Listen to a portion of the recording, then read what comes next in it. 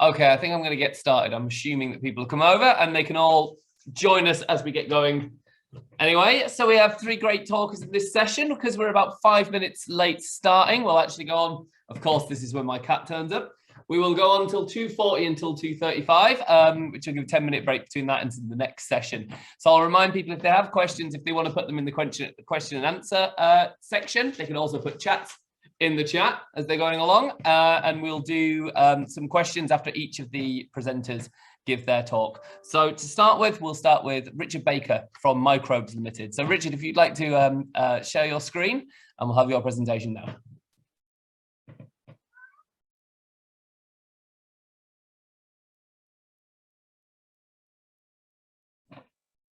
Okay, so we can't hear you, Richard, so I think you might be on mute.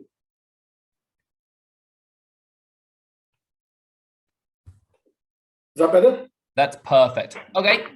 Okay. Shall I start now? If you could, that's great. Yeah, my name is Richard Baker. I represent a company called Microbz Ltd. And the title of our presentation this afternoon is Accelerating Soil Regeneration Naturally. A little bit about the company. It was founded in 2010 by Jeff and Sue Allen.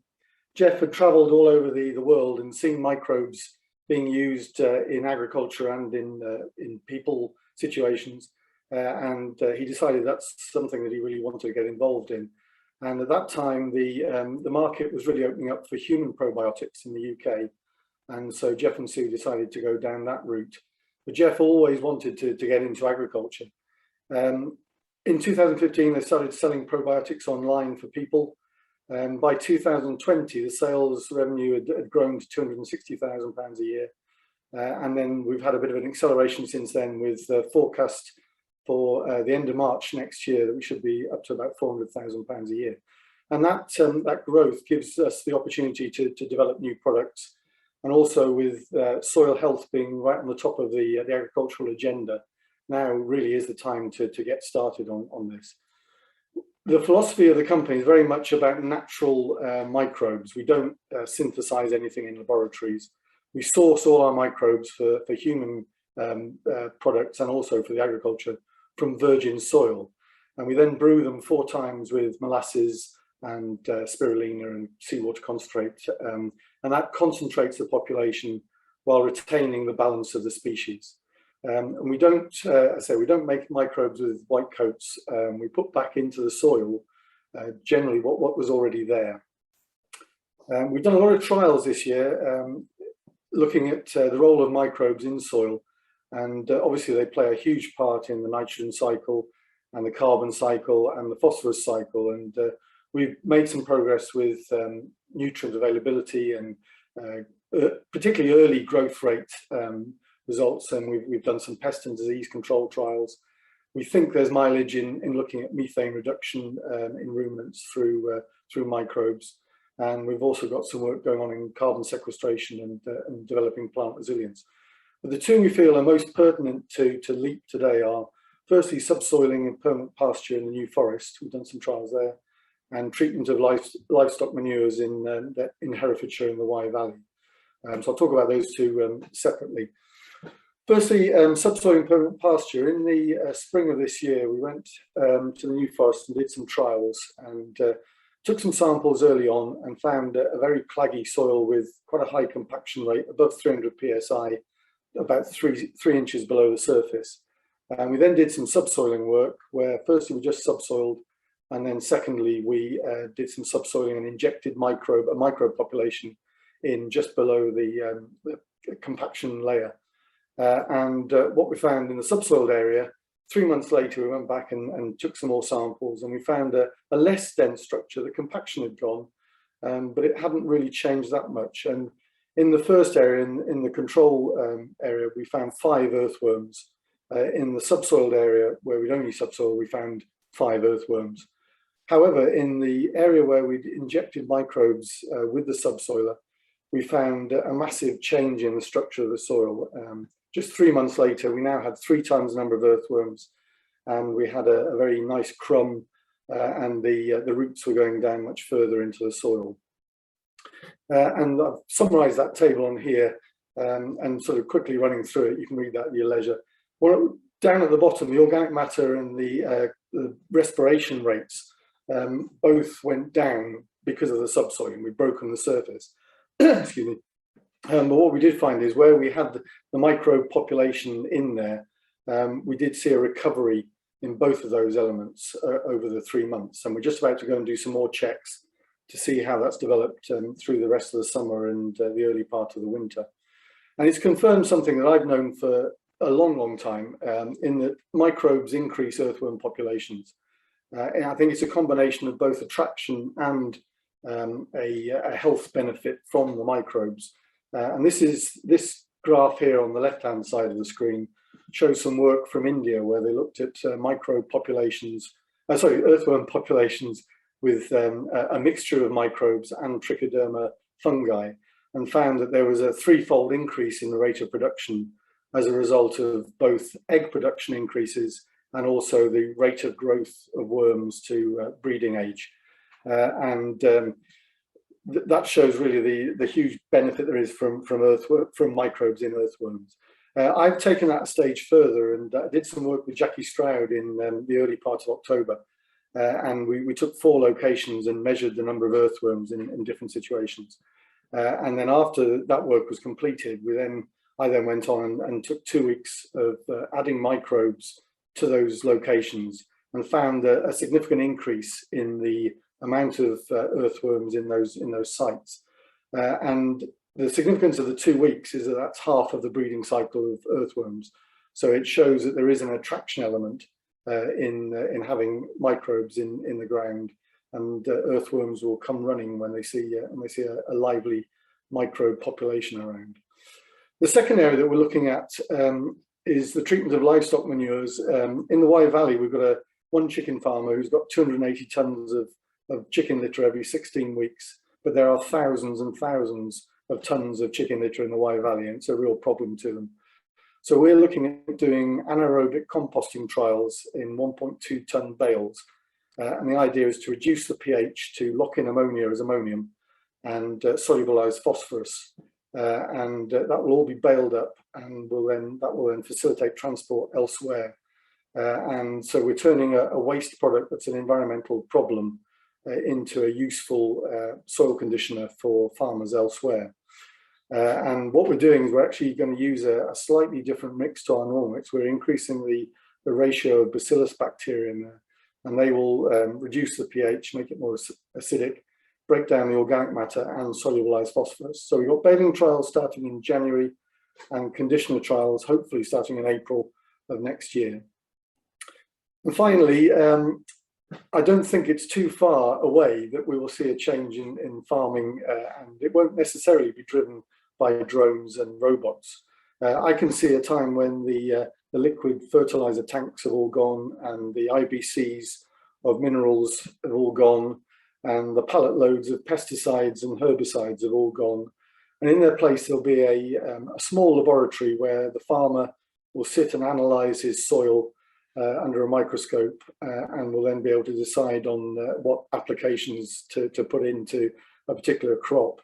And he'll be able to choose from maybe compost teas if he needs more nematodes and protozoa to keep the bacteria in check, or he'll be able to add a concentrated solution of lively microbes that he's brewed himself or he's bought in, or it may be that he's going to add some fungal spores, either mycorrhizal or trichoderma, depending on the fungal bacterial ratio that he wants for a particular crop.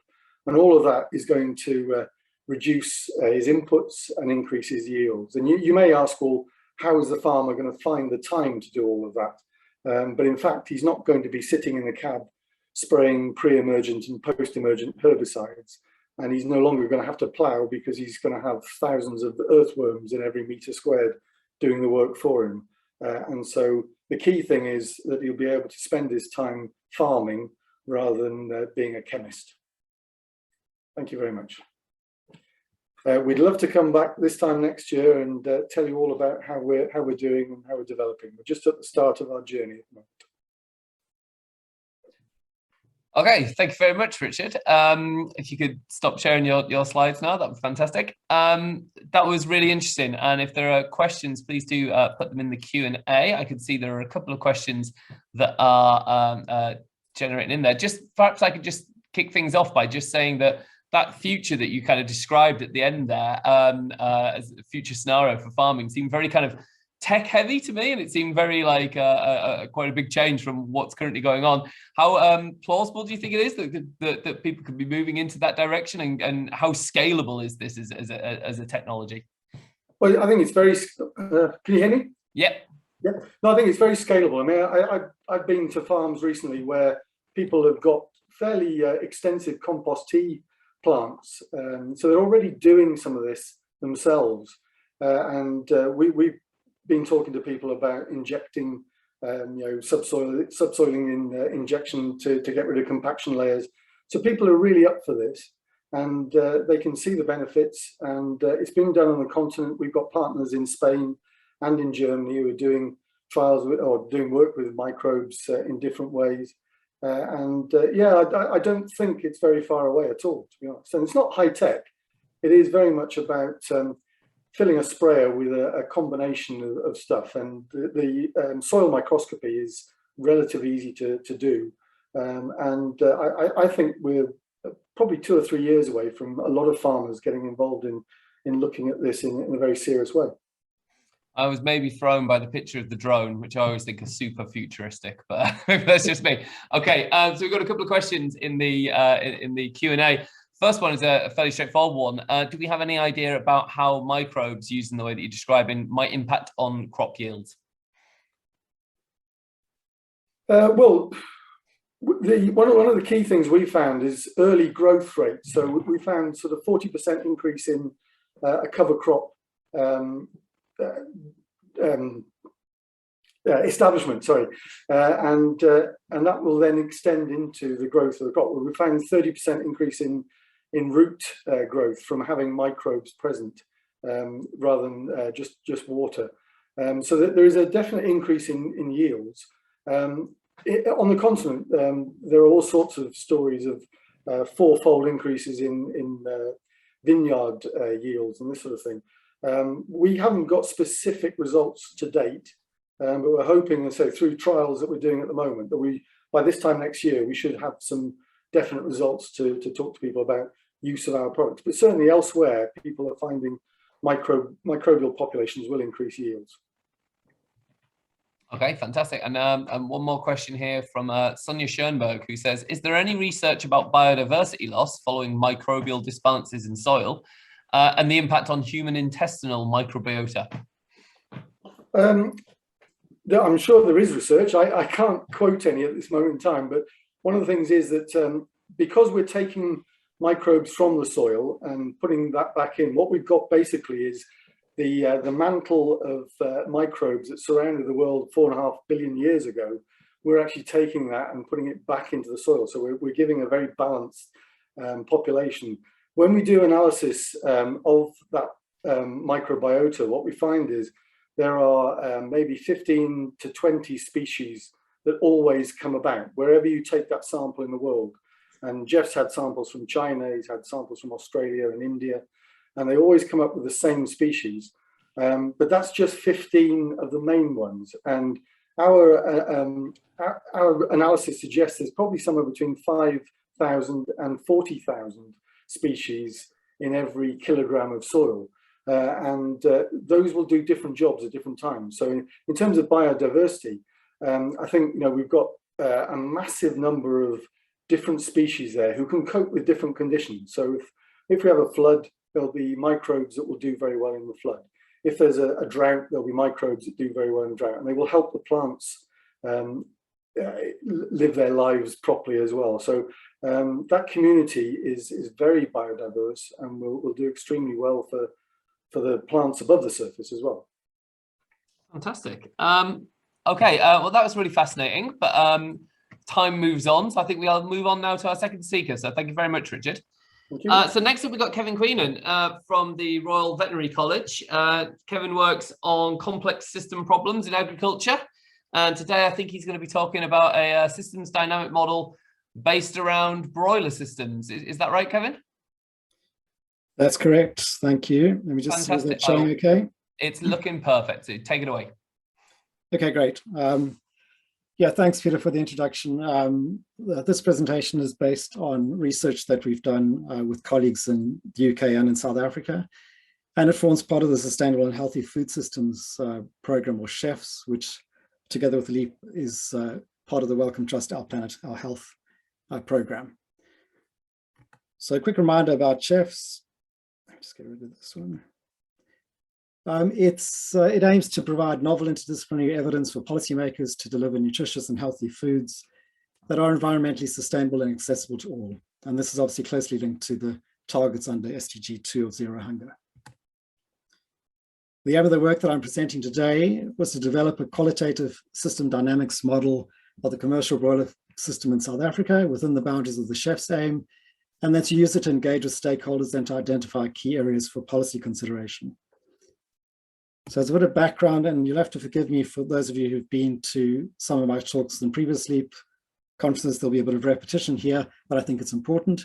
Why South Africa? It's a country that's mostly semi-arid and increasingly threatened by climate change. Its population has doubled in the past 40 years, and it also has the highest wealth disparity score in the world, together with youth unemployment that's around 50%. Almost 1 in 4 of the population are food insecure, and the country is challenged by the triple burden of malnutrition, with obesity prevalence showing the greatest increase recently. Meat consumption levels are the highest on the continent, and they continue to rise. And in 2017-18, the country experienced the largest global foodborne listeriosis outbreak. So why livestock-derived food, and why commercial broilers specifically? In the South African context, livestock-derived food is a rich source of highly bioavailable nutrients and micronutrients, and it plays an essential role in meeting nutritional needs of women who are pregnant and breastfeeding, and also of young children. And the country has a low percentage of arable land, and livestock keeping and meat consumption have also got cultural significance. Broiler meat makes up 60% of the meat consumed, and the consumption of that has doubled in the past 20 years. Commercial production is dominated by 3 vertically integrated producers, and together with a further 4 large-scale producers, they contribute over 75% of local production. Imports contribute about 30% to the broiler meat that's consumed, but about 30% of that is mechanically deboned meat, which goes into processed meat like bolognas and sausages. So our methods for this work was broadly to use a systems approach, more specifically a food systems approach. And this uses systems thinking to develop theories to solve complex problems. And then system dynamics modeling provides a number of tools for a systems approach that can be used to visualize, test, and improve such theories. So SD modeling contains both qualitative and quantitative aspects. The former are used to develop an understanding of the system, to create a problem definition, and then to conceptualize the system. Whereas the quantitative aspects include formulation of the model, which is then used for simulation of different intervention or policy scenarios. And this is obviously data dependent. Simulation is considered by some as the only way to test hypotheses and evaluate likely impacts of change, whilst others recognize that qualitative models have standalone value, especially when dealing with highly complex systems that involve multiple disparate stakeholders, or where access to reliable data is challenging. We also incorporated transdisciplinarity in our methods, engaging with scientific and non-scientific stakeholders through semi-structured interviews, online questionnaires, and Zoom meetings for model validation and policy discussion. So the process built on some existing livestock-derived food system work that I presented at LEAP before. We conducted, from the broiler system, we conducted and thematically analyzed data from 29 key informant interviews with broiler stakeholders, and then triangulated findings with focused literature searches. And we've published those findings earlier this year. But we also conducted an online questionnaire to refine a problem definition, identify key system elements and links and drivers. And then we went on to build a qualitative SD model, which we validated and refined through stakeholder feedback.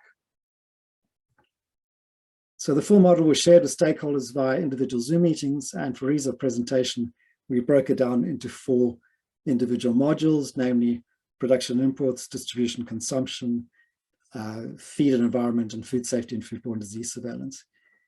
And we took each module and we broke it down further into groups of connected elements. So for example, with the production and imports module here, we walked and talked stakeholders through it, demonstrating the key elements, the causal loops, feedbacks, and reinforcing and balancing loops. And then after presenting each module, we asked them to identify any major gaps or misinterpretations that they could see in the model, which we then incorporated in the model's revision. And most importantly, we asked them to identify key areas for policy considerations. And we included some prompts based on our earlier qualitative interview analysis. So looking at the results, broadly stakeholders agreed that the model that we presented was an accurate representation of the system. There were a few additions to make, but no major changes. On the policy front, it was clear that current policies were focused on the local industry's growth, on job creation and provision of an affordable animal-sourced protein. But with a food systems lens, we highlighted the wider implications and trade-offs and the knowledge gaps, and I'll run through some of those on the next slide. So the commercial production system is very closely linked to the formal distribution system as well, and they dominate the system, and this reinforces inequality, supporting the concept of success to the successful. And this is really important for the large-scale producers and those formal retailers, which are the sort of major supermarket and fast food chains. Wealth disparity, as Mario mentioned in the plenary shortly, just recently, this translates into nutritional inequality, with low-cost products having low nutritional quality, added salt through processing, and the potential to increase risks of dietary-related non-communicable diseases and foodborne diseases. Food policies, especially those relating to food safety, lack coherence and implementation capacity and are arguably not fit for purpose. And the broiler system is not without environmental consequences, mostly related to the cereal-based feeds, also to the temperature and humidity controlled housing, to waste disposal and the water that's used in processing. And given the rapid rise in production in South Africa, broiler meat should not escape closer scrutiny and sort of hide out of the spotlight that's put on to ruminants and their associated greenhouse gas emissions. So briefly in conclusion, our work demonstrated that a food systems approach and a qualitative SD model provided a suitable platform to engage with stakeholders for policy discussions.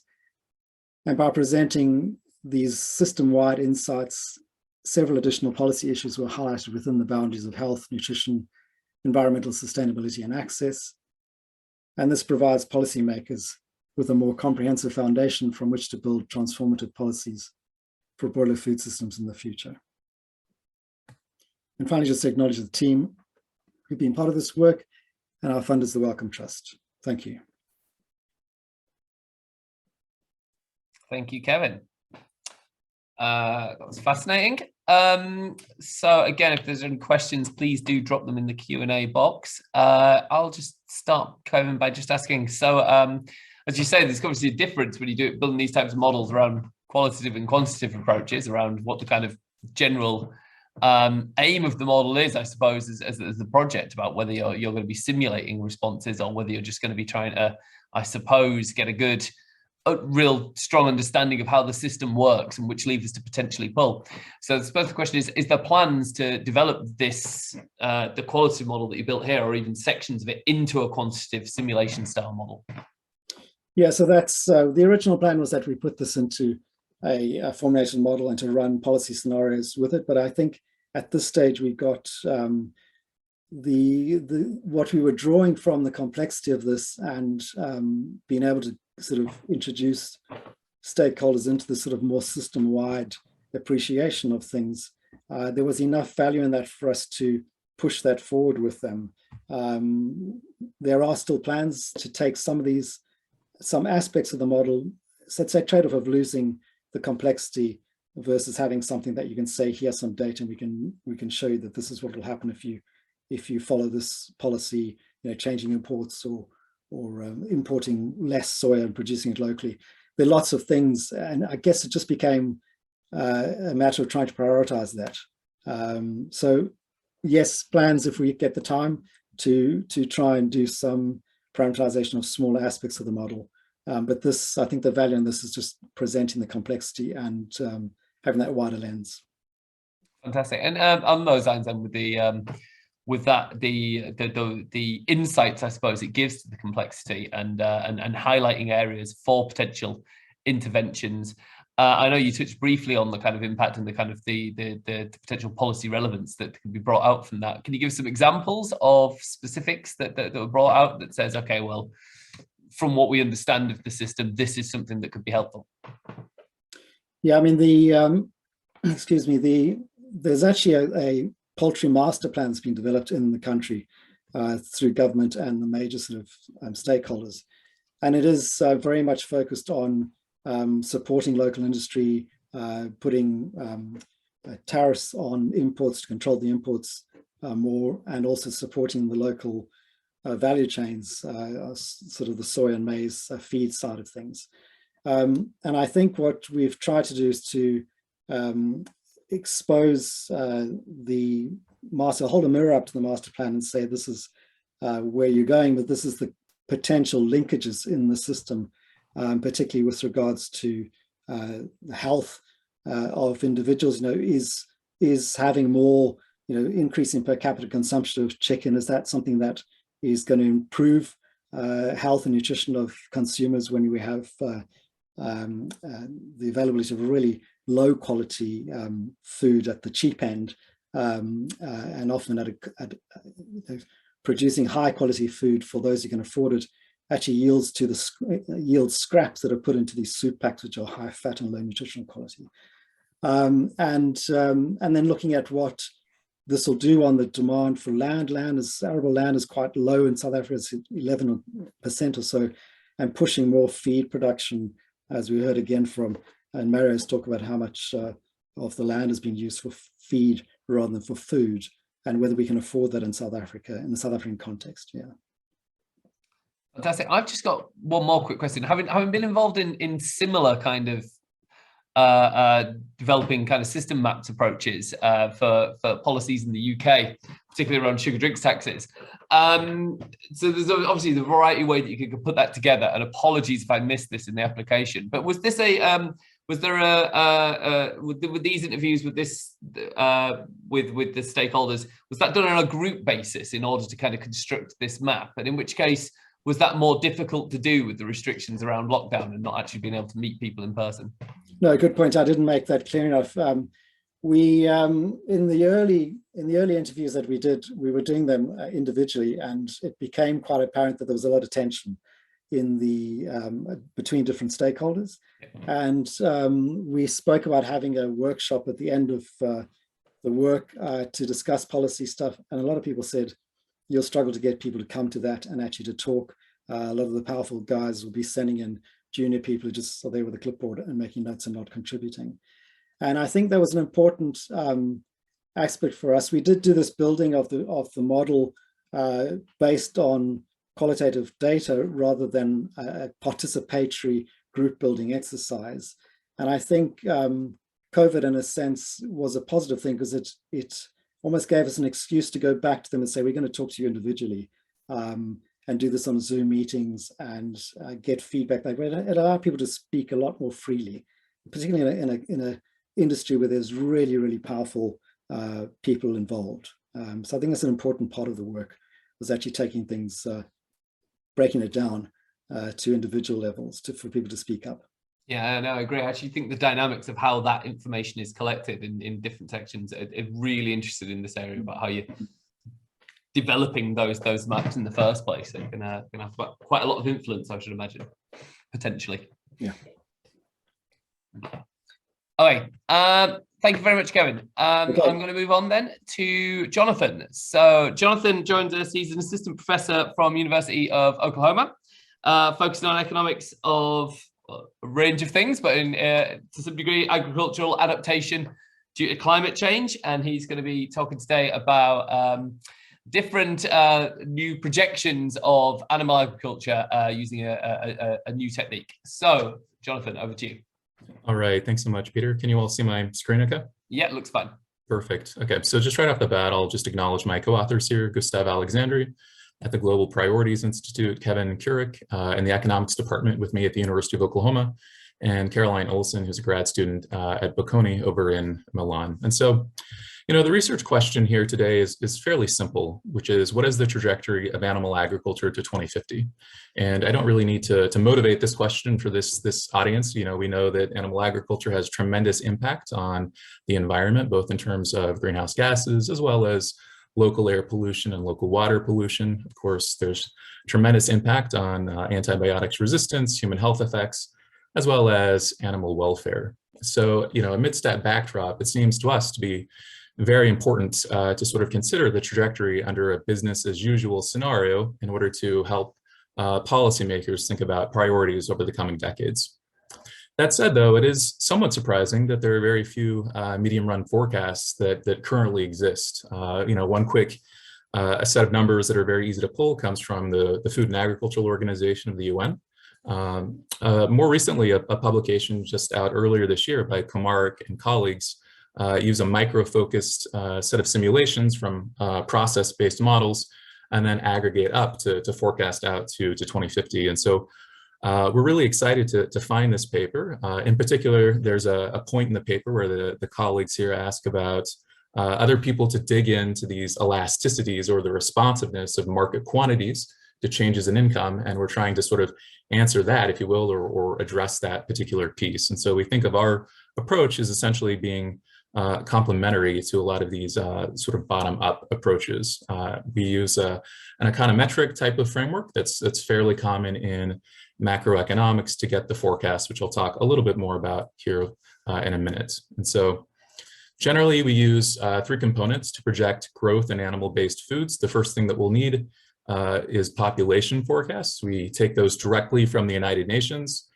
Then what we're going to need, very importantly, is to sort of estimate this relationship between incomes and market quantities. Economists call this the income elasticity, if you will. And again, it's just measuring overall responsiveness. And so what we do here is using FAO data on the food supply, we regress per capita quantities on per capita incomes across essentially six products: beef, pork, poultry, mutton and goat, eggs, and milk. After we do that, then we project income growth. And so what we do is we set up a very simple model of catch-up growth, which is what's used fairly commonly in the macroeconomics literature. And we use that to match a well-known economic growth survey that's done at Yale here in the States. So just in terms of a few motivating facts, I just thought I would show you a picture of what some of this looks like. So on the left-hand side, I'm showing you a panel of average poultry consumption in terms of kilograms per person per year on the vertical axis, and on the horizontal, I'm showing log average GDP per capita. And what these data points represent are essentially global averages. So in 1993, when the world was less rich, less well off as we are now, average poultry consumption was around 8.6 kilograms per person per year. That doubles to around 16, about 15.6 kilograms per person per year in 2013. So it's sort of a nice sort of linear trend, if you will.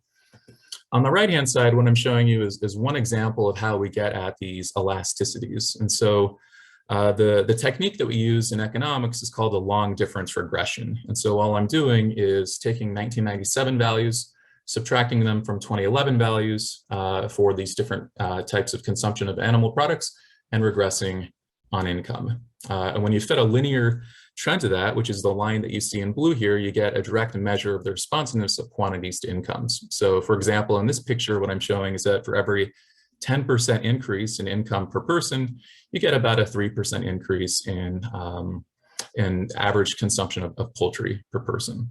So relatively flat. And so again, we do that for a total of six products. So that's at least graphically what it seems to look like.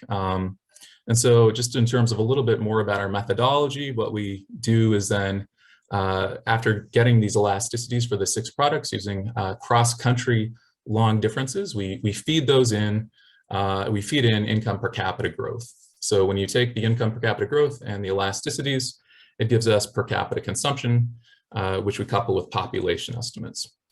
One thing, though, is that we fit maximum possible consumption at currently maximally observed levels for each product. And so it's very well known in per capita terms.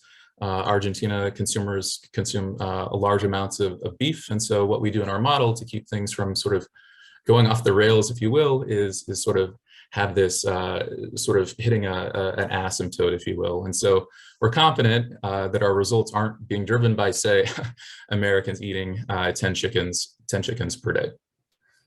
So that's a little bit about the methodology. Let's just jump right in and show what our main results are. And so essentially what we do is we have a couple of different regression specifications. One that we'll call a baseline, which is what's being indicated in the dark solid line here, where we're weighting by each country's GDP. And then the dashed line are elasticities coming from unweighted regressions. Okay.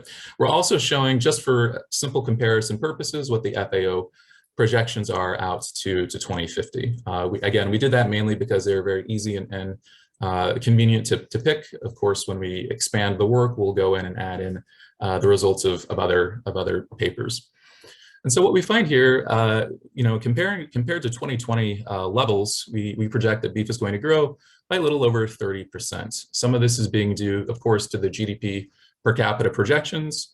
And some of this is also due to the fact that our elasticity for beef is somewhat low here, at least in the weighted and the unweighted regressions.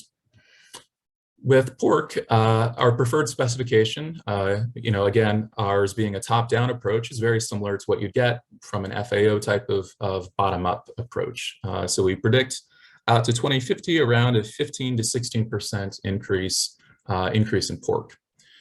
This is sort of where the similarities end, though. So if we start to consider things like poultry, we get fairly large increases on the order of about 80 to 85% relative to current levels in 2020, a bit larger than FAO's bottom-up approach. Milk is even larger, so we project out to 2050, a very large increase. I'm not, in this particular case, going to stress the results of our baseline estimates. This, we think, is due to a pretty large elasticity effect, and in particular, the elasticity here seems to be sensitive to what's happening with Chinese consumption of milk. And so later on in the analysis, we're going to try to do a little bit more robustness and sensitivity analysis to these types of elasticities. With eggs, not a lot of difference between our preferred set of baseline results and the unweighted regressions, but we do project some significant growth, around 40% out to year 2050, which is significantly larger than what you get with a bottom-up approach, say the FAO. So those are our main results. I know we don't have a lot of time here, so I'm basically going to leave it at that. Our results are preliminary, but in the future, we intend to compare them with the results to 2050 from the Kumar et al. Paper, as well as another recent set of estimates from Balin and colleagues. Then what we want to do is go back to the projections and sort of decompose the differences between the top-down and the bottom-up approaches as a function of, basically whether or not it's a macro type of elasticity, or is the change or the difference in our projections relative to others being driven by GDP projections. So we're going to try to decompose the source of the differences. We're going to see what happens when we put a cap on total calories from animals rather than the sort of maximally observed target per product that I showed you previously. And then finally, we're going to do many more robustness checks on the elasticities themselves. And when we do that, hopefully we'll try to simulate over a wide range of these sensitivity estimates to generate uncertainty bands, things like 95% confidence intervals and similar intervals. So that's really all I have. Hopefully we have time for a few questions, which I would be very much happy to entertain. Thank you very much, Jonathan. So again, if anyone has any questions, please do chuck them in the Q&A, and I will be happy to read them. Okay, I just had a quick just to clarify something, a clarification point. The graphs you show with the increase in your projected changes in beef and milk and so on. Is that total amount of production, or is that production per capita? Obviously, it's a relative scale there that it's being put against. But is this increase per person, or is this just the increase? A lot of that is because there's more people to feed. Yeah, that's a great question, Peter. I believe this is total, actually. Yeah, I believe this should be total. Yeah, I presumed it must be. I just wanted to clarify that, because again, with Mario showing that actually with beef production in the world is slowly kind of, if anything, coming down. But of course, that was per capita, and so this increase takes into that. So that makes sense to me. I can understand that a bit better. Perhaps I could just ask another question then around kind of the derivation of these. The figure that you had, which had the regression results around GDP, yeah, this one, exactly one, around the poultry. So I suppose my question there is, so you got your blue line there is the regression line that's kind of going through, but it doesn't go through the origin. And I wonder what implication that has. That's that's an excellent question. Thanks again, Peter. Yeah, this is something that my colleague Kevin and I have been talking quite a bit about, whether or not we want to have a zero intercept regression or not. And so that certainly matters here. I will say that this is really just for graphical purposes. This isn't the elasticity that we end up with. And so actually what we do is we choose not to estimate zero intercept, or we choose to estimate a zero intercept model, essentially. The idea being is that if you have no income, you'll have no, or income growth, you'll have no growth in quantities, essentially. But that's a great question. Oh, so in the results, you use that zero intercept model. That's right. Yeah, that's right. That's right. Okay. Exactly. And one other quick thing I should clarify too is something that seems to be very important in the economics literature is to allow for a diminishing elasticity as a function of income. And so here you're not really seeing any curvature, but we do have some small curvature. So as countries develop and grow wealthier, the the responsiveness starts to fall. Okay, so just picking that apart a bit. So each of those points on that scatter plot is so that's an individual country essentially, and it's the difference in their GDP between 2 time points. That's right, and the time points are 1997 to 2011, but we're smoothing. We do a 5-year smoothing around the endpoints. Gotcha, got you. So yeah, so it's in difference in GDP and then difference in poultry. Exactly. Okay, well, does anyone have any questions, Jonathan, around the projections? Excuse me.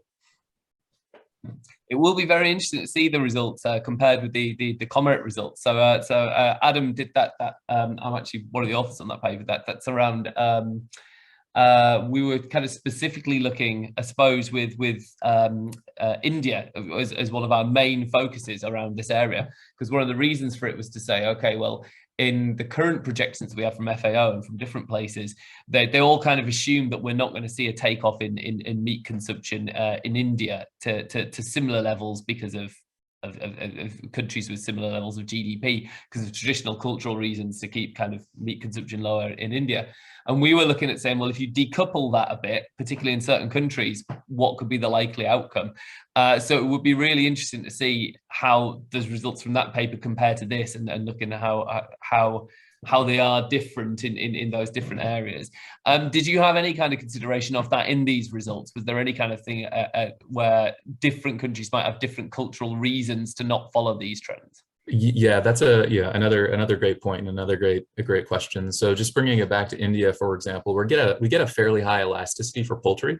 This isn't our final elasticity. Our elasticity is a little bit higher than this, but we think some of that is due to India, for example, and some of that is coming through because we're weighting by total GDP, and India, of course, has a very, very large GDP relative to some of these other smaller countries. But yeah, I think you're absolutely right. There will be cultural changes. We know over time as countries develop, their tastes for various diets change, essentially. And so basically what we're doing in this very parsimonious approach is, for lack of a better term, we allow income per capita to be sort of a sufficient statistic for many things. So basically it's the development process that's going to capture these sort of cultural shifts. I guess one other thing I should say also is that in the regressions, we also control for regions. So we have region fixed effects. So nothing like country fixed effects, of course, but we can sort of lump together Southeast Asia, for example, North America, and so on. Yeah, that makes a lot of sense. Yeah.